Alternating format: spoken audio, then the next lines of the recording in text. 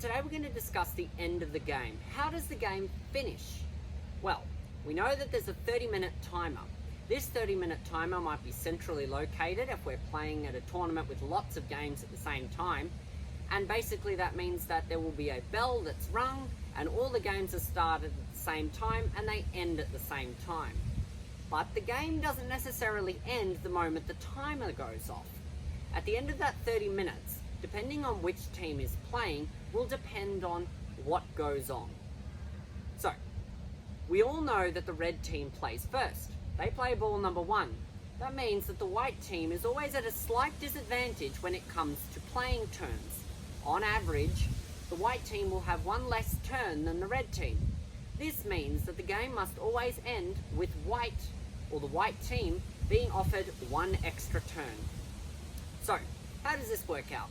Well, if the timer rings and the referee calls and the referee confirms that time has ended during the red team playing, so the red team is in play, any stroker of the red team is playing, that means that the red team will be permitted to finish that turn and have no further turns, and the next white ball in the playing order will be asked to play.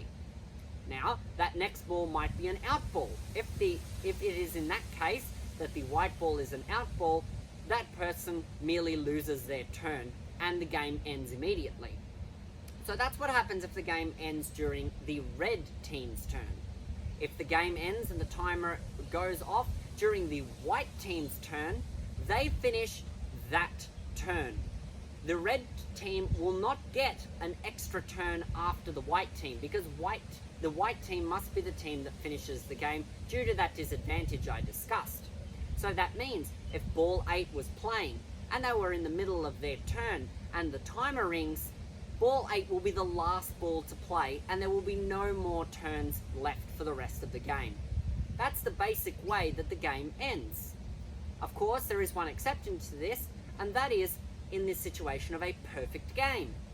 Perfect game, as we discussed in the very first video of the series, is where one team manages to score all 25 available points.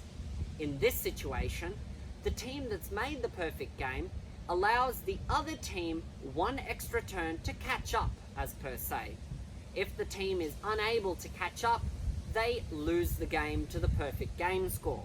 If they are able to catch up, the game results in a tie, and a tiebreaker must be used to decide the winner. We're going to discuss the tiebreakers right now. The method of tie-breaking is incredibly simple. There are two main ways that it is done, and they're used in order.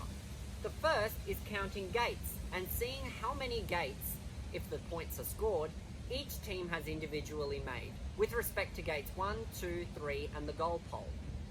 If the scores are still tied after the goal pole, so that both teams are on the same score exactly and have the same amount of points on gate 1, 2, 3 and the goal pole, we move on to a penalty shootout. A penalty shootout consists of players lining up in the starting order with 1 through 10 respectively. All players on both sides then proceed to attempt to make gate 1. There's an important rule to take into note here though. You only have to pass through gate 1. It doesn't matter if your ball exits the court or the playing field in general. You just have to make gate 1. That will count for 1 point towards your side or your team in general. So, if the scores are 1 point, one team having a higher score through gate 1 in the penalty shootout than the other, then that team will be marked as the victor and declared the winner of the game. If the scores are still tied, they then proceed to a second penalty shootout. But in this case, it's sudden death. Players 1 and 2 in the playing order will attempt to go through gate 1. If one of those players misses and the other doesn't, then the player who made the gate, not the one who missed, will be declared the winner, and his team will also be the winner by default. But if both players make the gate, or if both players miss the gate, then we will move on to the next 2 players in the playing order.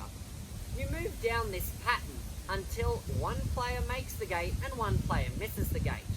That is the point at which that team is declared the winner. The team that made the gate, obviously. That is how you decide that a game of Gateball has ended and who is the victor. But there's one more thing to mention. What's the refereeing sign that the referee will use to indicate that the game has ended? It's important to note that this is not the referee sign. Important to note that there is no referee sign for the end of time. Time is just announced by the recorder. The recorder will say that time has elapsed. The chief referee will indicate that this has happened, but there is no specific sign or call for it. But at the end of the game, the referee will make a sign.